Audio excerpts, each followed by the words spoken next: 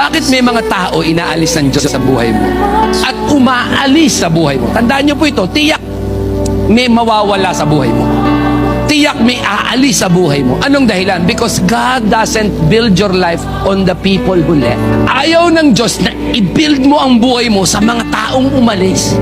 Pag ayaw na sa'yo, tanggapin mo na.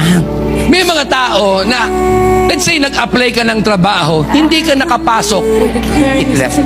Tanggapin mo, it's not for you. God is not preparing that place for you. Pastor, ginawa ko naman ang lahat. Okay, ginawa mo ang lahat, and yet sarado ang pinto. Tandaan mo ito, Diyos lang ang pwedeng magbukas. Pag ang Diyos nagbukas, kahit sinong gusto magsara, hindi makapagsasara. Pero kapag ang Diyos na nagsara, kahit sino hindi pa na makapagbubukas. Tandaan niyo ito, mga kapatid. Whoever left your life, whoever walked away from you, was not part of God's purpose for your current season.